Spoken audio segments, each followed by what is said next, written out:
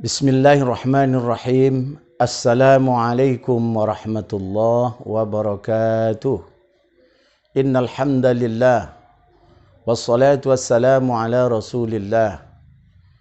Asyhadu an la ilaha illallah wahdahu la syarikalah wa asyhadu anna Muhammadan abduhu wa rasuluh la nabiyya ba'dah. Kaum muslimin, kaum muslimat rahimakumullah. Bersyukur kita kepada Allah Subhanahu wa taala, alhamdulillah sampai saat ini kita masih diberikan kesehatan oleh Allah untuk dapat menjalankan seluruh aktivitas kehidupan kita dalam rangka untuk beribadah kepada Allah Subhanahu wa taala. Salawat dan salam kepada junjungan kita baginda Nabi besar Muhammad sallallahu alaihi wasallam.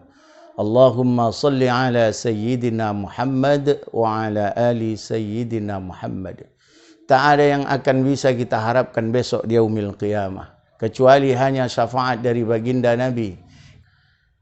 Yauma la yanfa'u malun wala banun illa man atallaha biqalbin salim. Pada saat itu tidak ada guna lagi harta yang kita cari. Tidak ada lagi guna anak yang kita lahirkan, yang kita didik, yang kita besarkan. Kecuali orang-orang yang datang kepada Allah dengan hati yang sejahtera.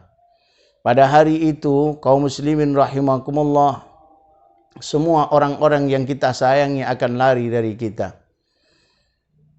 Yauma yafirrul mar'u min akhih. Pada saat itu orang lari dari saudara maranya.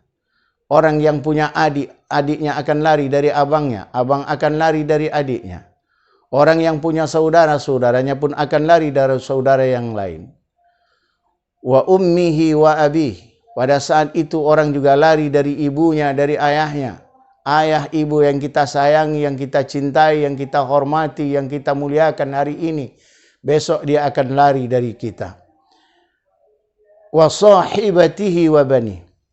Pada hari itu juga suami akan lari dari istri-istrinya dan istri akan lari dari suaminya. Anak-anak pun akan lari dari orang tuanya. Begitu menakutkan, begitu mencekam situasinya, kecuali hanya orang-orang yang diberikan syafaat oleh baginda Nabi besar Muhammad sallallahu alaihi wasallam. Tidak ada satu pun pertolongan kecuali hanya pertolongan dari syafaat baginda Nabi. Ma'asyiral muslimin rahimakumullah. Pada pertemuan ini saya akan menyampaikan firman Allah Subhanahu wa taala. A'udzubillahi minasyaitonir rajim. Bismillahirrahmanirrahim. Inna anzalnahu fi lailatul qadr wa ma adraka ma lailatul qadr. Lailatul qadri khairum min alf syahr. Tanazzalul malaikatu warruhu fiha biizni rabbihim min kulli amr. Salamun hiya hatta matla'il fajr. Sadaqallahu azim. Allah menurunkan Al-Quran pada 17 Ramadan.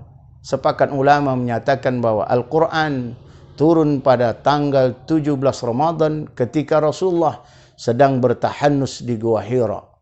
Malam itulah yang kemudian disebut dengan malam Lailatul Qadar.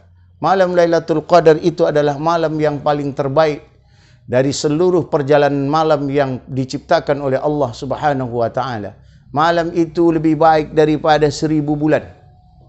Andai kata orang beramal pada saat turunnya Lailatul Qadar, maka dia setara dengan beramal selama 83 tahun. Andai katalah dalam kehidupan kita ini oleh Allah dikasih 20 kali saja bertemu dengan Lailatul Qadar, maka kita setara dengan orang yang berumur 1660 tahun. Ma'asyiral muslimin rahimakumullah. Oleh kerana itu Nabi Musa pernah minta kepada Allah untuk jadi umat Muhammad. Apa sebab? Kerana umat Muhammad itu umurnya pendek-pendek. Umurnya tidak panjang. Hanya sekitar antara 60 sampai 70 tahun saja. Tapi dalam kenyataannya besok di yaumil qiyamah, umat Nabi Muhammad akan didahulukan oleh Allah masuki dalam surganya Allah Subhanahu wa taala.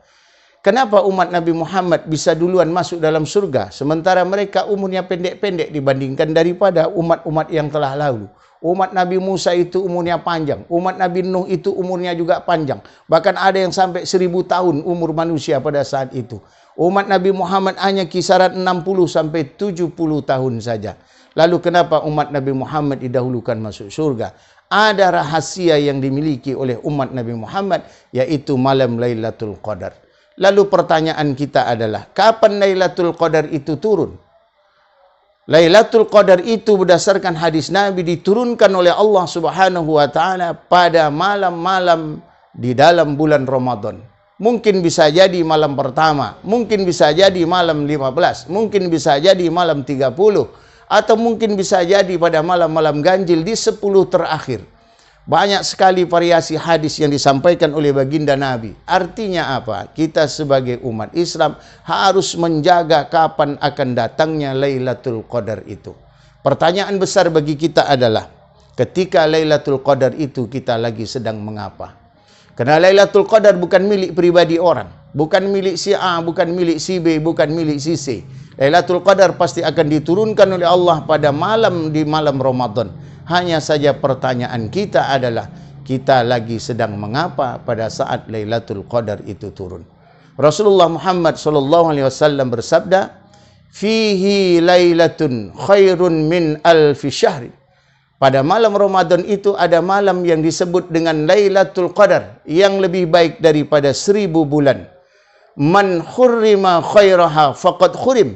Siapa yang tidak mendapatkan kebaikan di malam Lailatul Qadar itu turun, maka dia tidak akan pernah mendapatkan kebaikan dalam 1 tahun yang akan datang. Na'udzubillahi min dzalik. Makanya ma'asyiral muslimin rahimakumullah, mari kita jaga bersama-sama dari sisa-sisa malam Ramadan kita ini untuk mendapatkan Lailatul Qadar. Mudah-mudahan kita lagi sedang beribadah kepada Allah, sehingga ibadah kita akan lebih baik daripada ibadah kita 1000 bulan. Wallahul muwafiq ila aqwamit thariq. Wassalamualaikum warahmatullahi wabarakatuh.